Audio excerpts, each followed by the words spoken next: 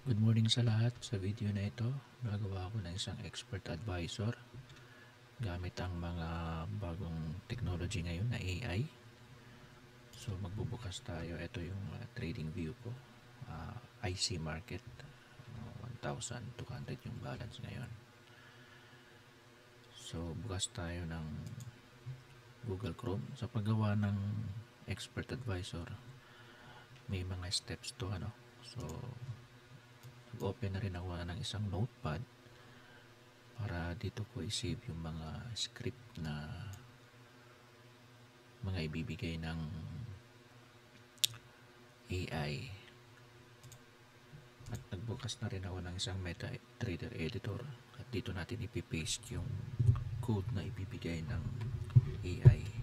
So ang gagamitin kong AI ngayon, itong ChatGPT at itong Claude. Okay, mag-uumpisa tayo dito. So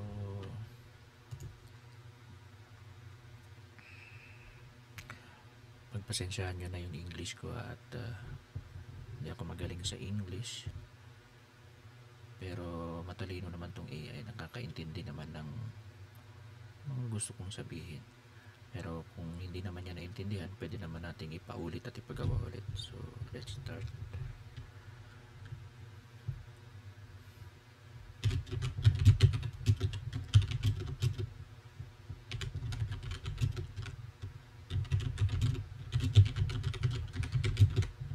I want to make an expert advisor in MetaTrader 5.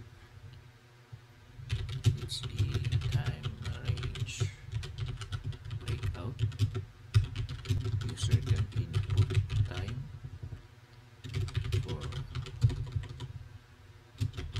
start and time of the range. User like hours and minutes. I want also to have a visual of this time range. Make a vertical lines for the start and end of the time range, and after the time range was established,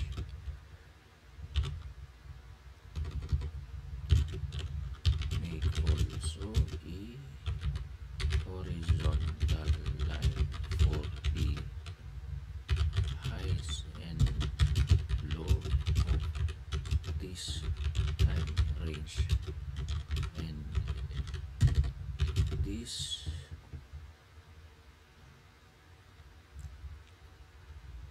time range will repeat every day, and it will show to the chart every day.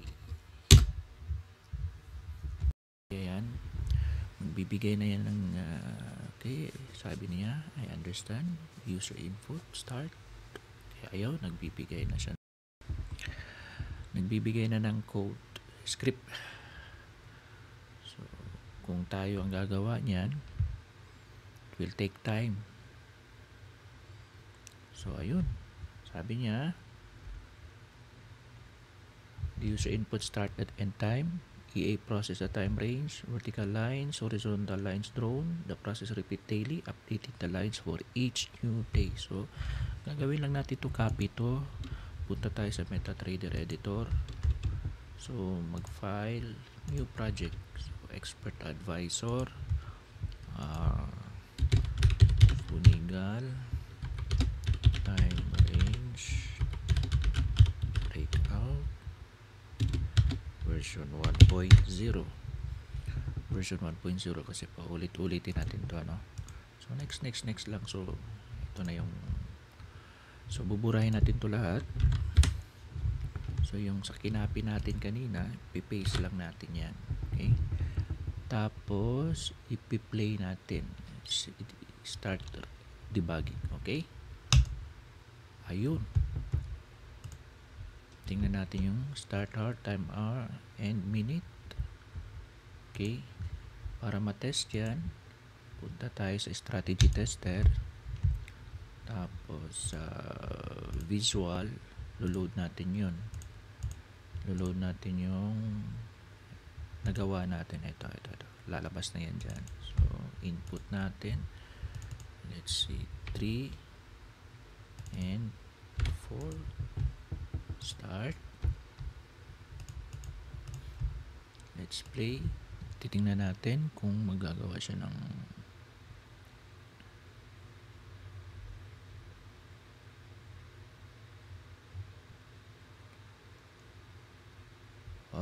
stop natin. Kung hindi siya gumawa ng horizontal lines, ano? So, let's see the second day kung gagawa ulit. Fast forward natin ng konti until sa next day. Tingnan natin. Gumawa siya. Pero walang stop natin. Walang horizontal line. So, hindi ko alam tong 2059 na to. Okay. So,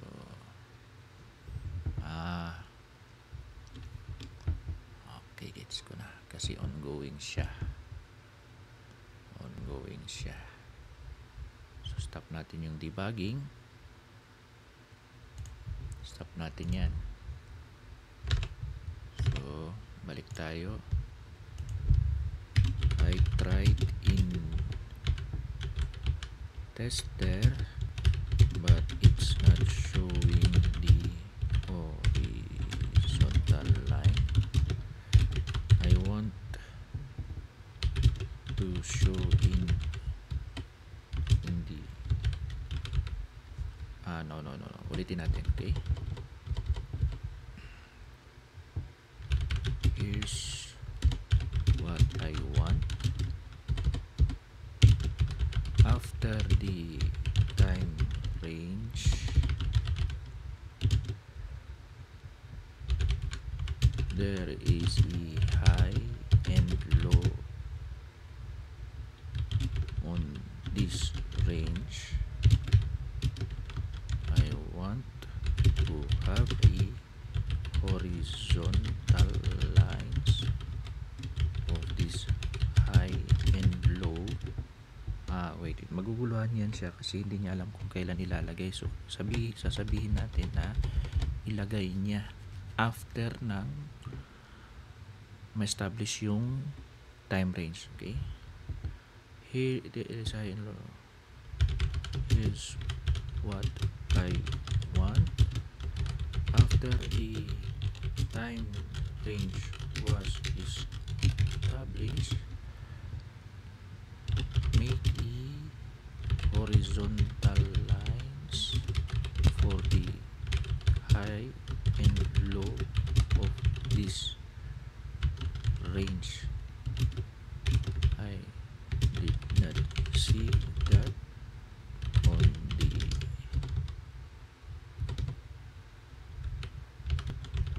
tester once I test your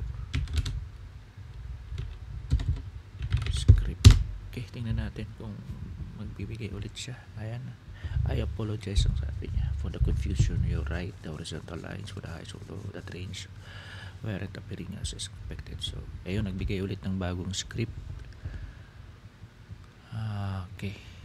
Hindi na natin maintindihan lalo na sa mga ordinaryong tao na yung pinagsusulat na. Okay. Let's see. Is there anything else you'd like to modify? Mamaya natin mag-modify. Unti-unti tayo mag-modify. Copy ulit natin. Punta tayo sa i-delete natin to lahat. So, copy natin to. Paste natin. Run ulit natin. Okay. Tester ulit natin. Strategy tester ulit natin. Wait. View. strategy tester. Say start. Raran natin siya, tingnan natin. Ayun, may blue and red line na yun yung start and end ng range. Tingnan natin kung gagawa ng ayun, yun, may nakita akong pink and green. Ito yung low, ito yung high. So let's see kung lalabas siya sa second day din.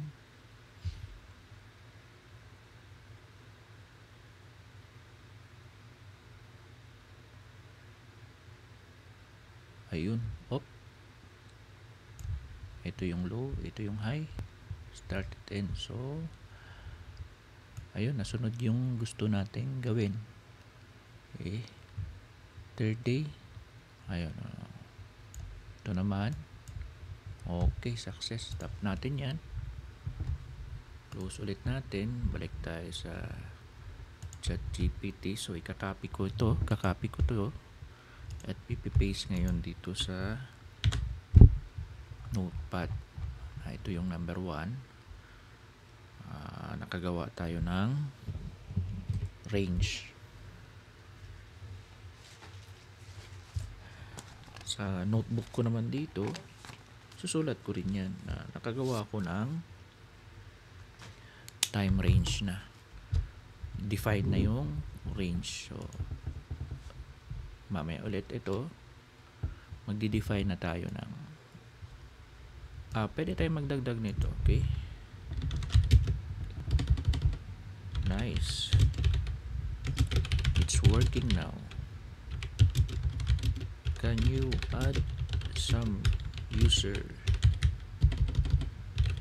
input so that user can change the colors of the lines, and user can also select what kind of lines he wants to use.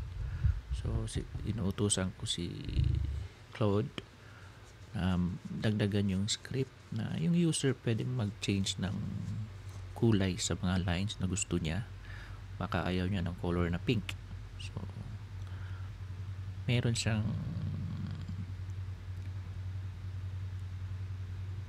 pwede niyang baguhin yun. So ito, pero na-notice nyo,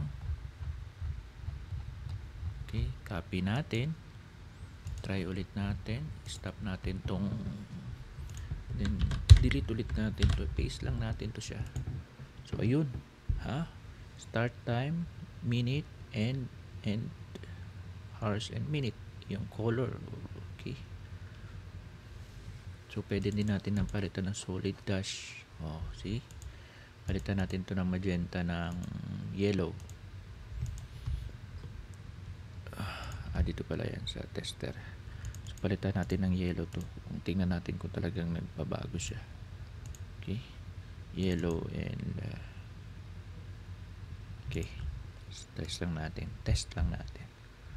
So kung nagbago ba yung yellow. Coming now, coming, highs and lows now. Gagawa na siya ng high and low. Ayun, na-change na yung color yellow. So approved na to. So gagawin ko ulit, burahin natin tong, copy ulit natin, lagay natin sa notepad, burahin natin tong unang notepad natin. Ayan. So now naka-establish na tayo ng time range. Ngayon ang second is establish na natin yung strategy natin. Okay, yung strategy na mismo ng time breakout, ano yung gagawin natin. So ang kuha natin is, pag na-establish na yung highs and lows, kailangan maglagay ng buy stop sa ibabaw and sell stop sa ilalim. Okay, yun muna yung gagawin natin. Okay, I want to add some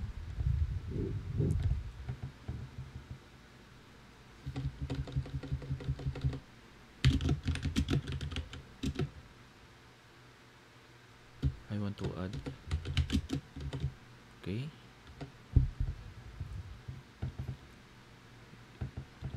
nice, it's working. Okay, let's appreciate always magawa niya. Nice, it's working. I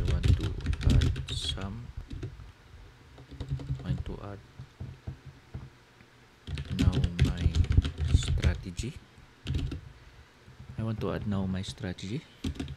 Once the high and low was established,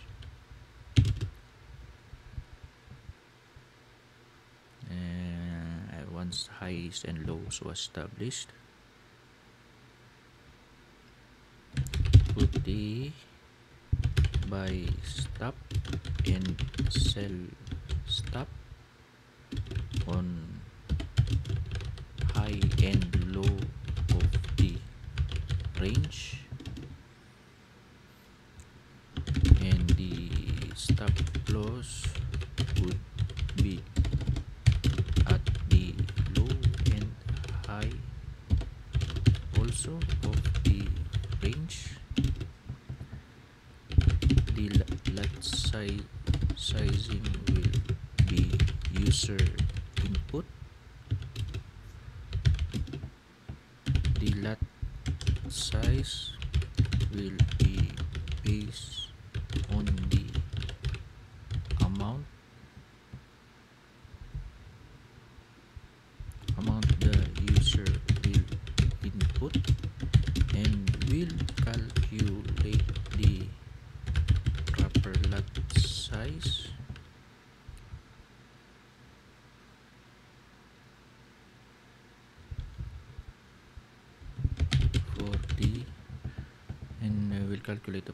size for the hirap nang di tayo magaling sa English and will calculate the proper lot size for the buy stop and sell stop,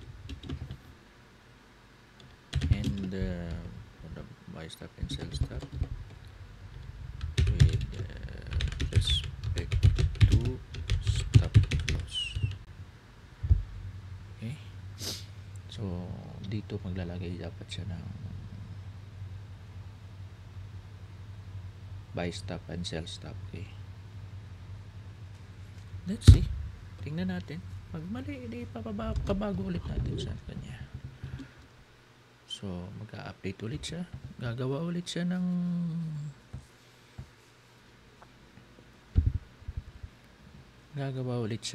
script na dapat sana tama. Okay, kasi itong AI may mga limit lang ito pero itong version ng AI ko is paid ito, so more capacity or mas marami ng konti yung ayun. Okay,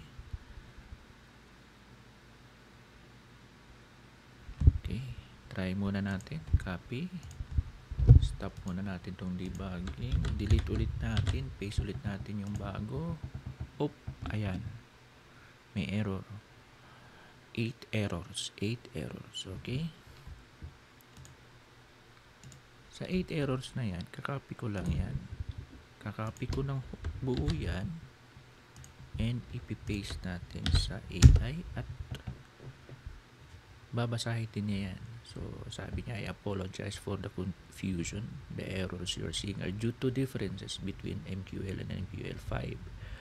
The code I provided was using some MQL4 functions, but you're working in MQL5. Let's update the code to use the correct MQL syntax and functions. Here's the correct version. So ito, nagbigay ulit siya, sabi niya MQL4 daw yung naibigay niya na syntax. So, tingnan natin. Ayun. Tapos agad. Ang bilis. So, copy ulit natin yan.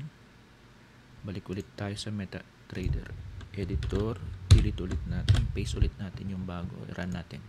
Yun. Tapos agad. Okay. So, based on risk amount of currency. So, currency is 100. Okay.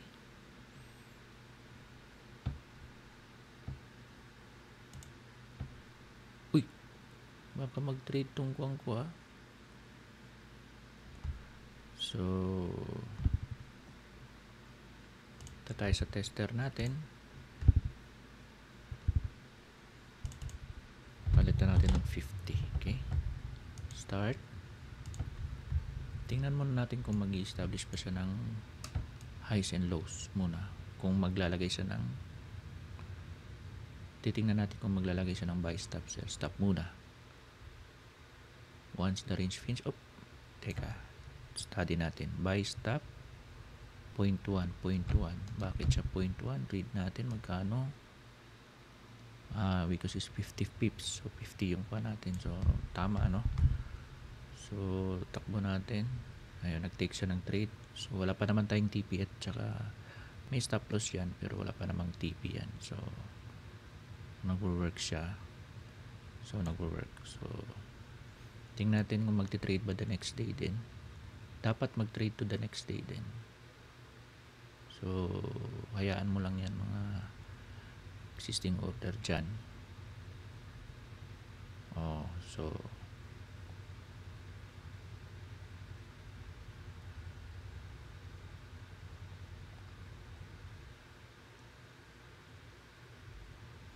tingnan ulit natin third day kung magte-trade ulit siya. Ayun. Trade ulit siya. Okay, good. Working good. So, stop muna natin tong debug natin. Baka mag-trade tong existing trades natin. So, copy natin yan sa notepad ulit. Pipaste ko ulit yan sa notepad. Okay. So, konting baguhin natin yung strategy. Dagdag tayo ng nice. It's working. Okay.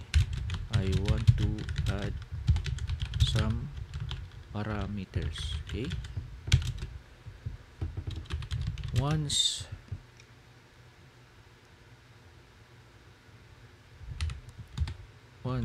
the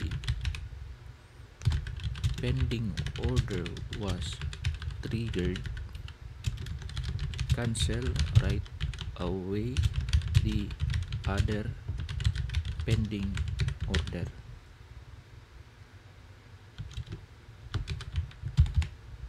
And after a few seconds, put again the pending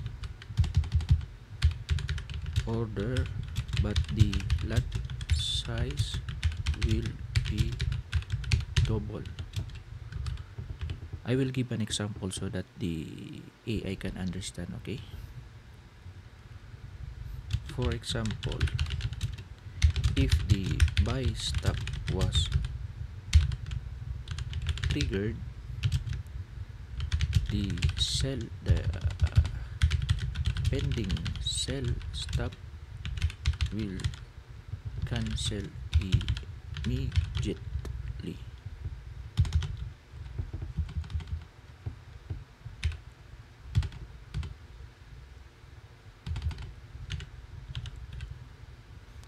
Kalimutan ko na spelling na immediately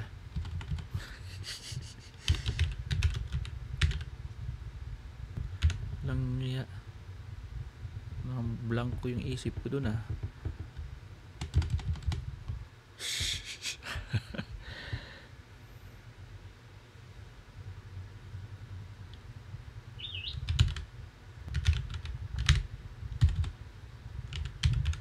will cancel immediately and after a few seconds, put back again that cell stop, but the lot size will be double. Okay, sabi niya, I'll modify the expert advisor to implement this new functionality. We'll cancel the opposite pending order when one is triggered and then place a new order with double the lot size after a short delay. Here's the update version. So, ika-cancel niya yung isang pending kasi ang purpose nito, pag for example, tinake niya yung 0.1, pag na-stop loss siya, titake niya yung 0.2. So, yun kasi yung strategy ko. Dalawang beses lang. So, at least kung manalo yung second trade, mababawi niya yung loss sa first trade. Yan yung strategy kasi natin. So, ayun. Tapos na. Copy ulit natin yan. Balik tayo sa MetaTrader editor. Delete ulit natin yung luma. Paste natin yung bago. Run natin. Ayun, maraming error. Okay. So, copy ulit natin yung error. 8 errors. Control C. Paste natin sa kanya.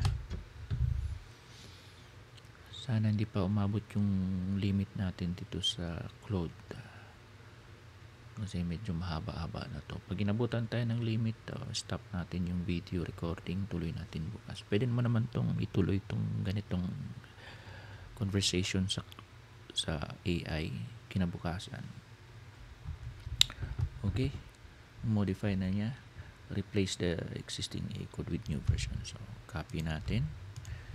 Okay, burahin ulit natin yung luma. Paste ulit natin. Run natin. Ayun. Ang dami. Undeclared na siya. Copy paste ulit natin yung. So, I apologize. It seems I accidentally omitted the global variables declaration for buy ticket and sell ticket. Let's correct this by adding this declaration to the global variable section. Here's the corrected version. So, gumawa ulit siya ng script na. So, nag-apologize naman siya. So, ito. Mapansin ko sa script, hindi siya buo.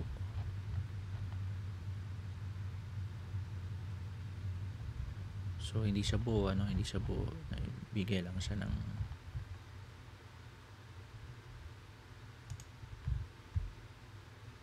other function remain the same. So,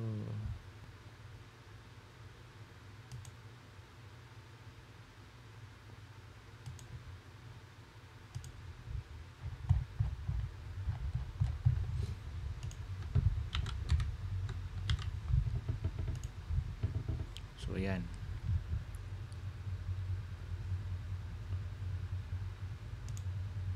So, tingnan natin. Baguhin natin to ng 100. Tingnan natin kung mag-change yung amount din. Tsaka titingnan din natin kung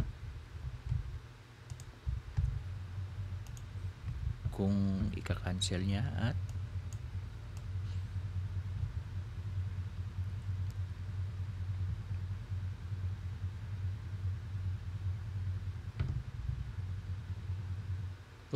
ba't di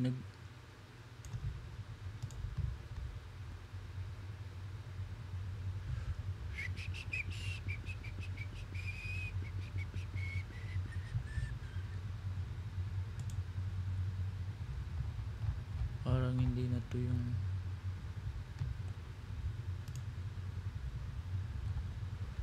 okay. Give me the full script now. Hindi niya binigay yung full script eh.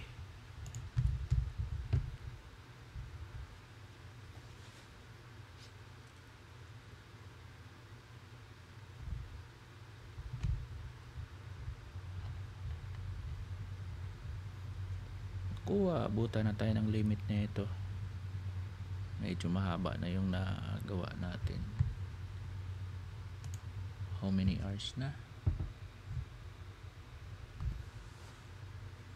Ng minutes na.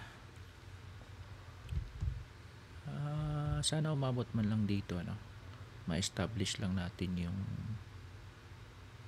proper na strategy na gusto kong mangyari. Umabot man lang sana dito bago ma-hit yung limit natin. So copy natin, try natin siya, stop natin, same process, delete and paste. Yun, change na 3 to 4. Let's see.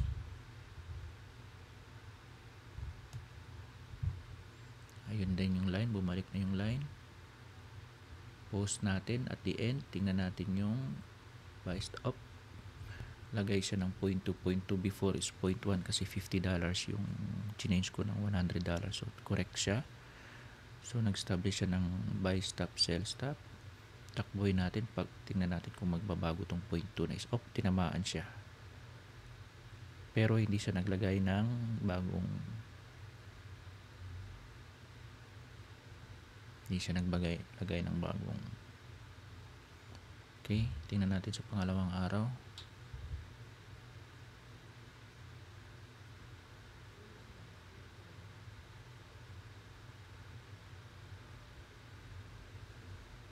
Ganon din.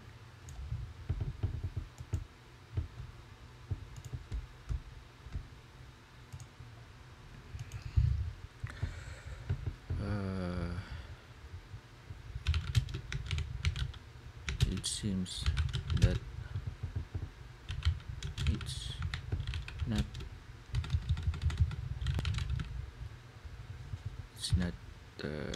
showing. It seems that it's not the same output the way I want. I give you an example. Once the high and low was established,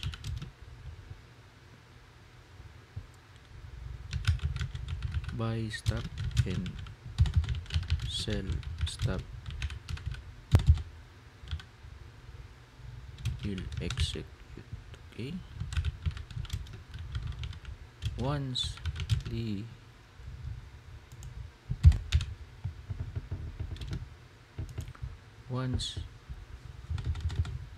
one of the order will be triggered, for example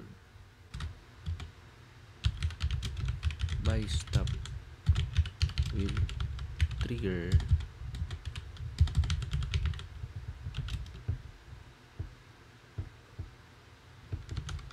cancel right away the sell stop.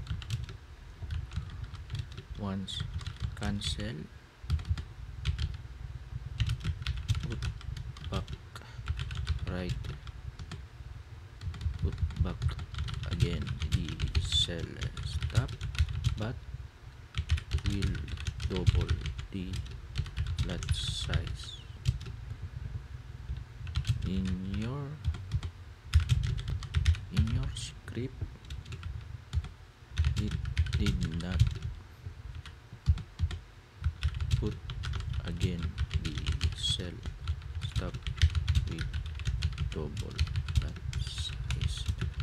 It's not showing. It's not showing in the chart.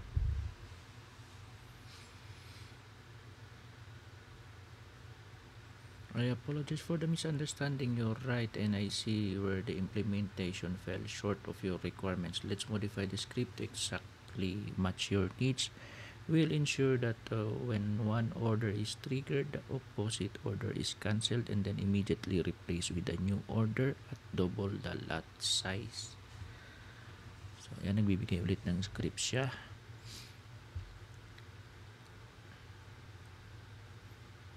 Ang haba niyan.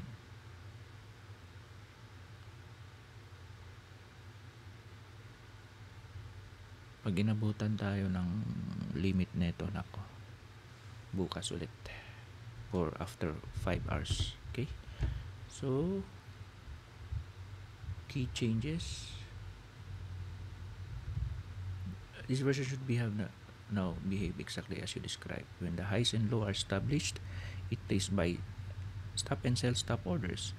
If one order is triggered, example buy, it immediately cancels the other order or the sell stop in this case. It then immediately places a new sell stop order with double the previous lot size. This process can repeat with the lot size doubling each time an order is triggered. Please note that this strategy can lead to rapid copy. Let's see. Delete ulit natin to and paste ulit natin siya. Okay, run siya. So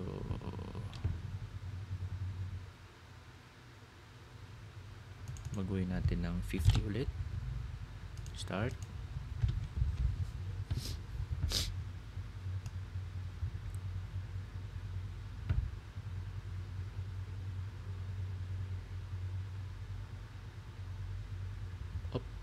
Okay, 0.1, tingnan natin kung kakancel niya at tinamaan niya.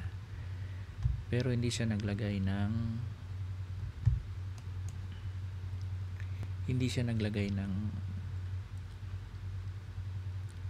sell stop right away. So baguhin natin. Medyo stop natin. Okay.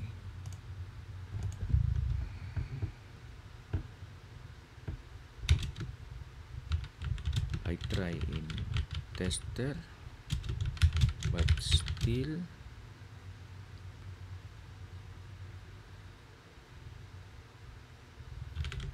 is not putting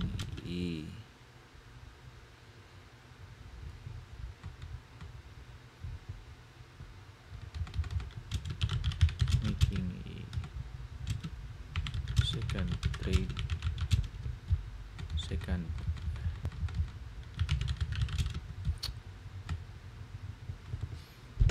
okay, once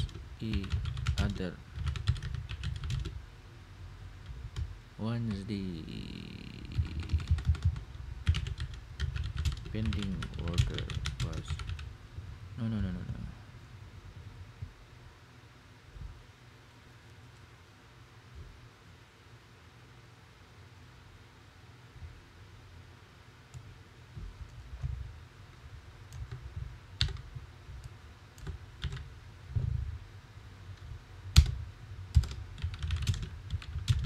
is not triggering, it's not putting again the sell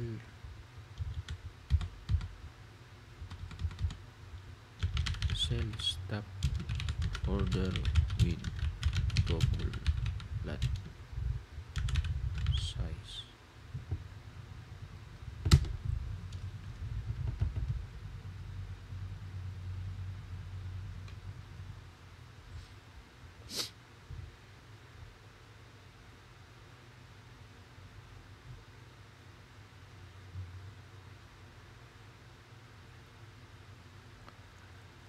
So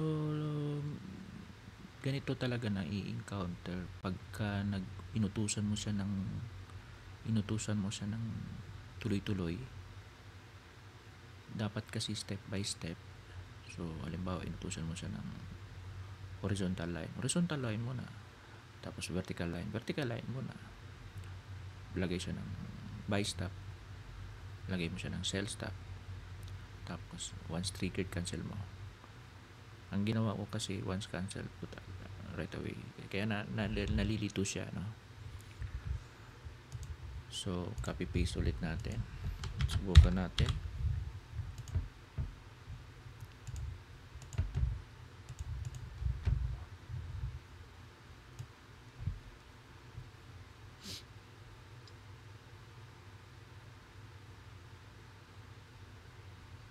Hindi pa rin.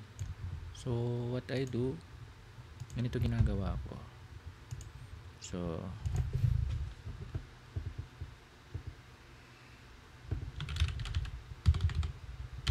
Still not working. Okay, can you give me the link of the script? Still not working. Can you give me the link of the script, the last working script, and we'll start again there.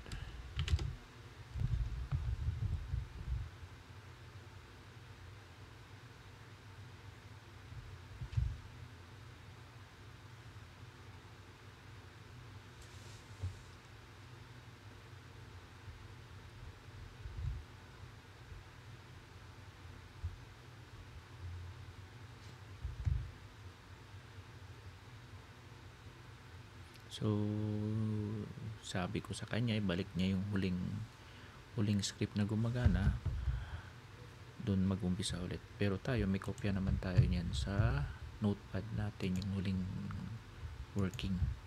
So ito, test natin ulit itong last na working, kung ano yung huli nating pinapagawa sa kanya. Okay,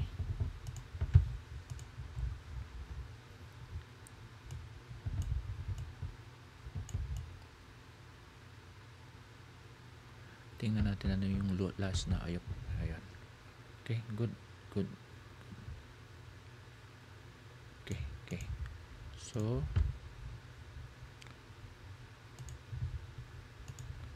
okay, I want to add some parameters. Okay, isa-isahin natin para hindi siya maguluhan. Okay,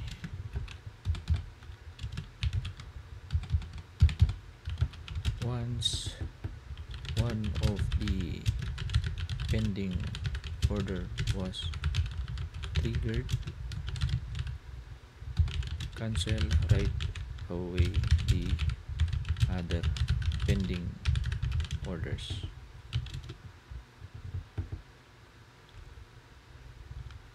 And also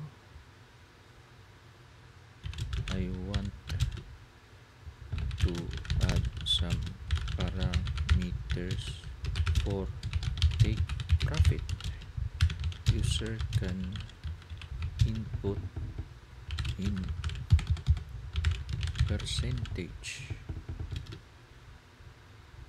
for example 100% for 1:1 ratio, or 150% for 1:1.5 ratio, and so on. So ang una kong pinagawa is papakancel muna yung isang pending order para hindi siya maguluhan, then pina-add ko na lang din ng take profit na input.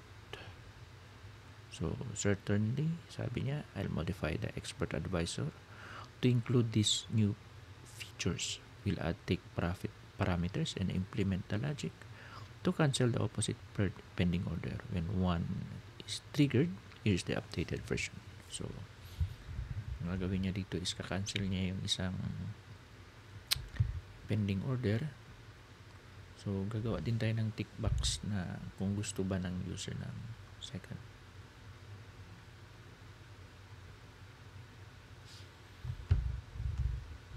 So copy the script as usual, delete natin to dito sa MetaTrader editor. May error, 4 errors. Copy natin yan, paste natin sa kanya, babasa natin sa kanya.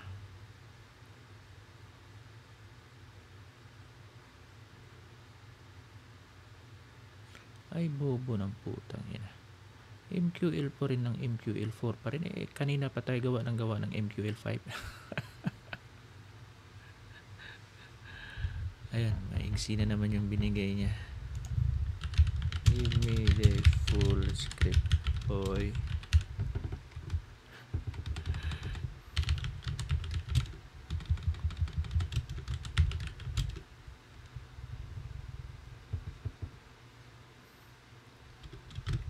then please add a magic number so that I can use this on other pair or chart.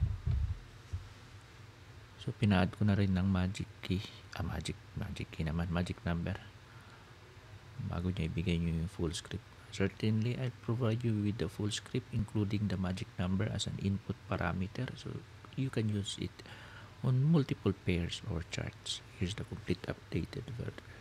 Sana gumana na. Para may mai-save tayo sa notepad natin kasi parang tatamaan na yung limit natin, ano. So medyo mahaba-haba na kasi yung na ibigay niya. So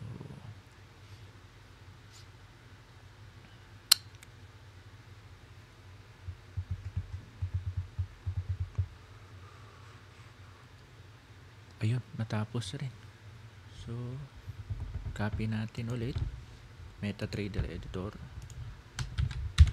paste ulit natin yung bago, run. Ayun, may risk amount in currency, take profit 100, range breakout, may magic number na yan. So take profit 100, 1:1 yan. So tingnan natin kung magka-cancel ba yung, ang purpose dito is magka-cancel yung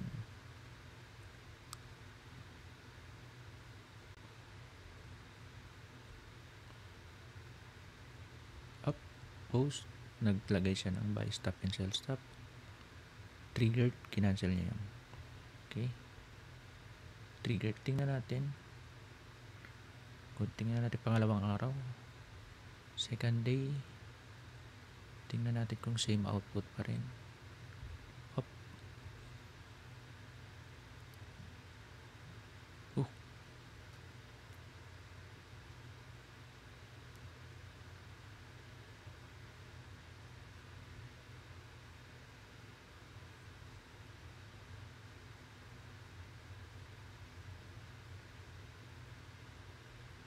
Third day, tingnan natin third day, parang may problema.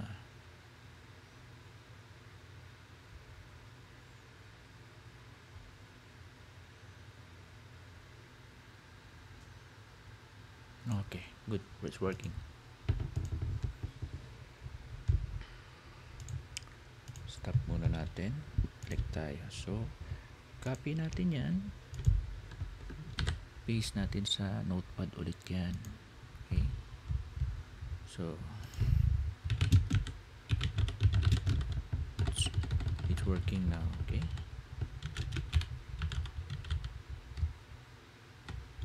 nice, it's working now. Okay, I want to add again some parameters.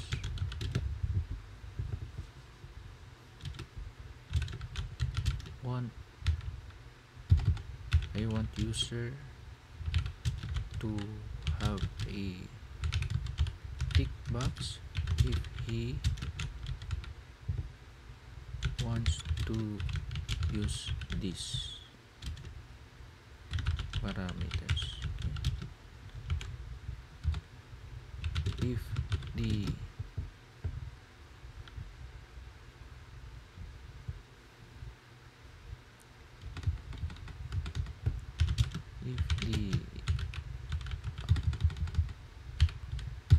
the other pending order was cancelled after the other one was triggered, the cancel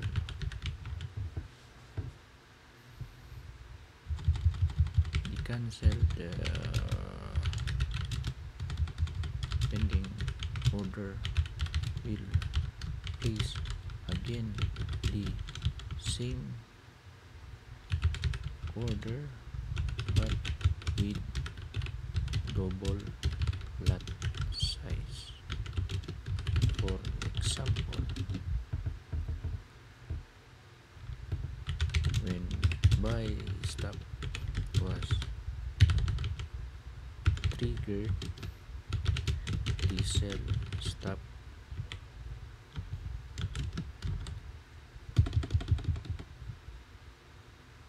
the other pending sell stop will cancel.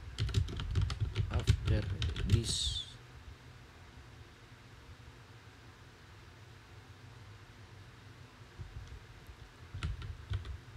the sell stop will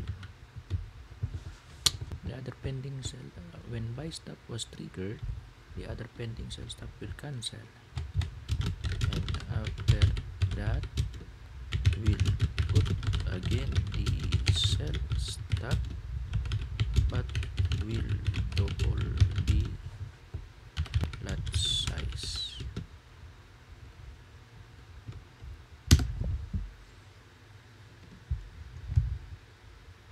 I want to add again some parameters. I want the user to have a tick box if he wants to use these parameters. If the other pending order was cancelled after the other one was triggered, the cancel pending order will place again the same order but with double lot size. For example, when buy stop was triggered, the other pending stop will cancel, and after that we'll put again the sell stop but we'll double the lot size. Certainly I'll modify.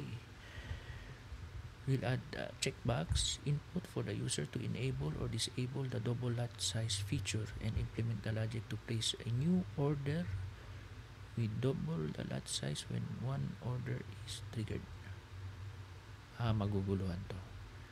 Maguguluhan to.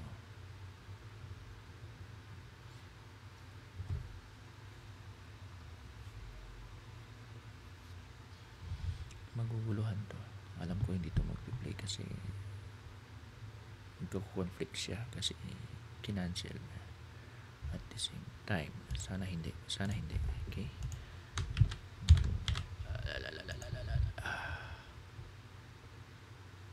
Sana yung tick box.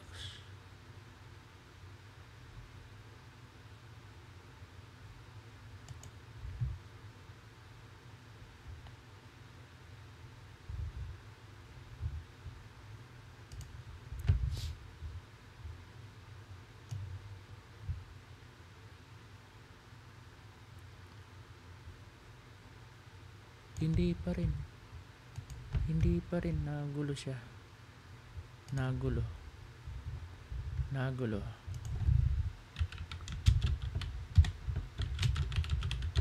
It's not working.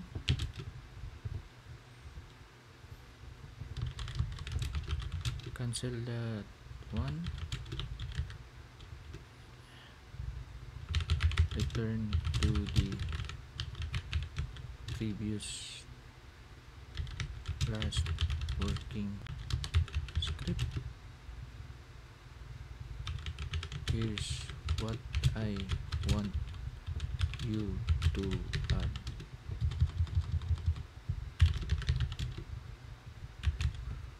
Once the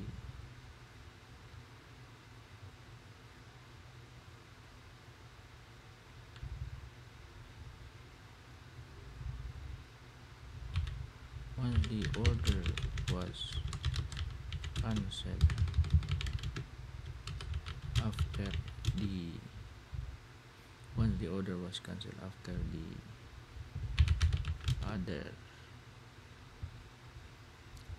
okay. Para hindi siya maguluhan, here's what I okay. Once the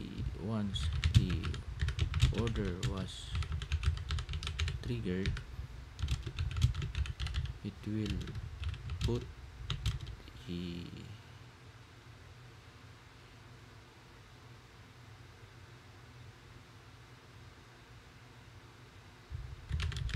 pending order on the other side.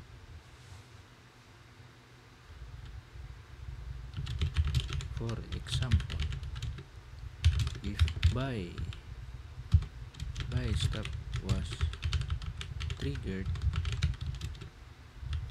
put a pending order for sell stop on the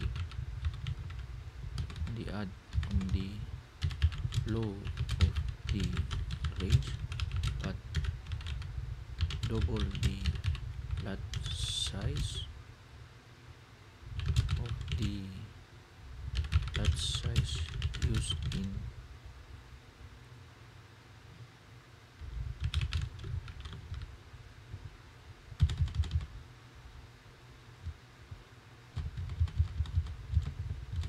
tama ba? It's not working. Cancel that one and return to the previous last working clip. Here's what I want you to add. Once the order was triggered,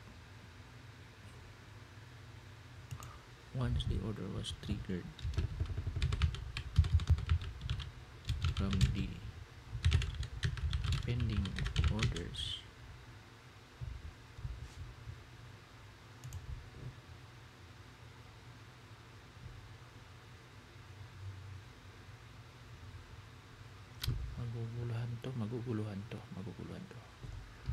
maguguluhan to siya. Ano bang magandang diskarte, okay?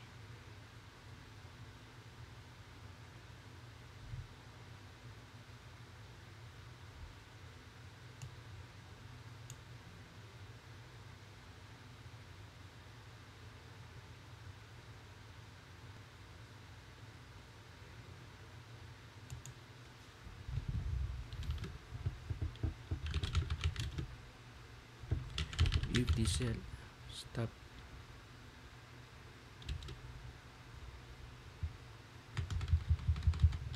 let's see kung gagana. Mukhang aabot na yung limit ko kasi 13 na. Dami na, sobrang dami na. Pero pagka hindi, meron naman nakasave naman yung natin, notepad natin ng last working script.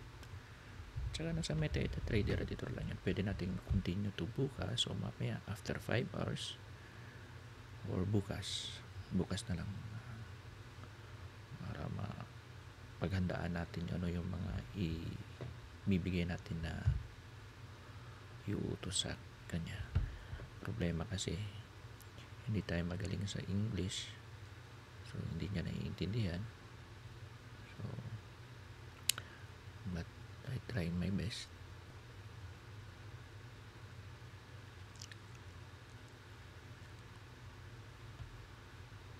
Okay. Calculate this version of the establish the time.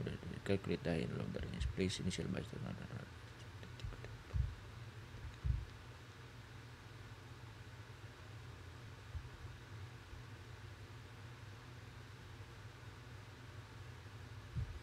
Tingnan natin.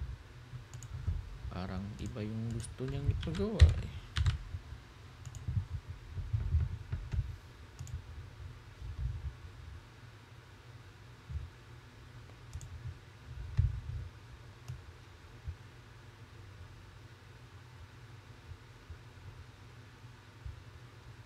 Okay.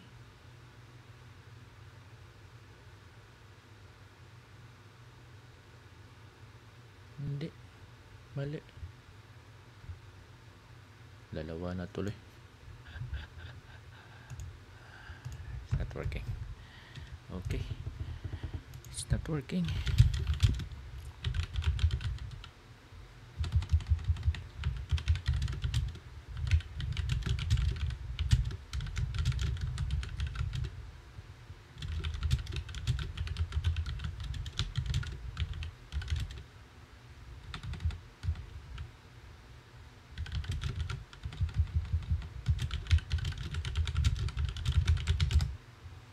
So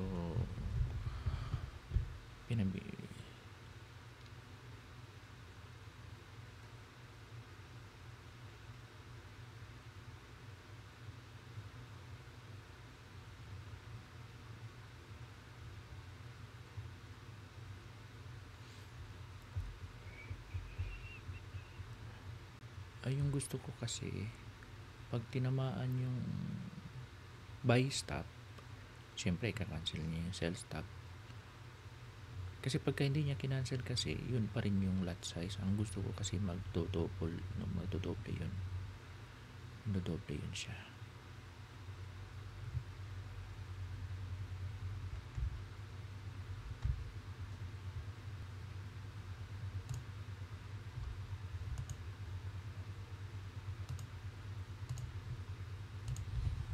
Okay.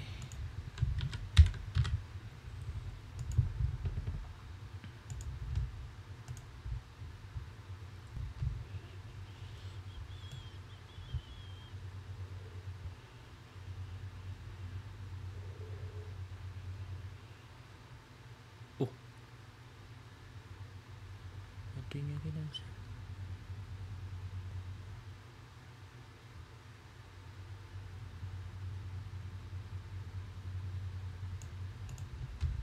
Hindi niya kinancel.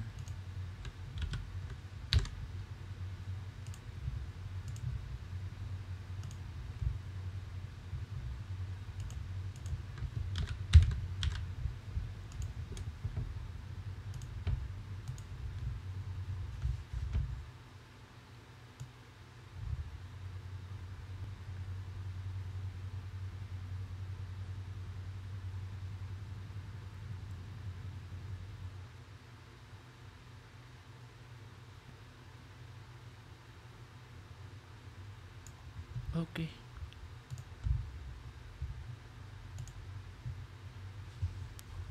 Okay, we'll continue. Sana may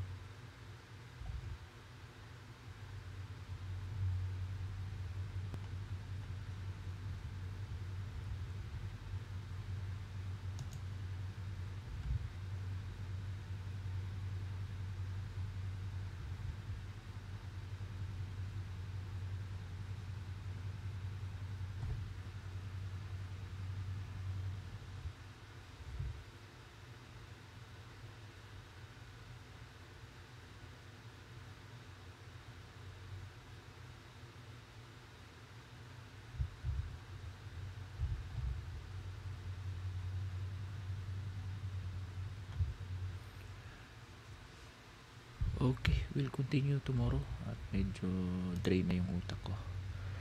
So, pinakita ko sa inyo paano yung process ko ng paggawa ng expert advisor from scratch. At least, nakapag-umpisa tayo, nakagawa tayo ng time range na ilagay doon sa chart, yung start ng time at end time, maglalagay ng visual. So, magpi-place din ng pending orders, buy stop and sell stop. Ang user din pwedeng maglagay ng lot size based sa amount na gusto niya. So, lahat ng ipautos sa AI, gagawin naman. Minsan nga ito nagkaka-error, minsan naman nag-error. Kaka-paste mo lang din yung error na yun sa kanya at kusa na rin niyang i-check yung mga error na yan at babaguhin din niya. So, minsan naman dito, nagkaroon tayo ng problema.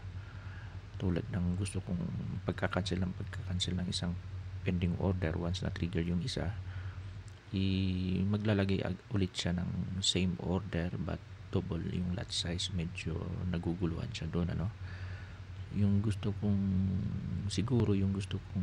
ipagawa, baka hindi niya naintindihan ng mabuti. So, in this process, baka gawin kong step by step muna para maintindihan lalo ano yung gawin na para masunod. So let's see, dito na lang muna at medyo mahaba na itong video natin. So i-record ko na lang yung continuation nito. Thanks.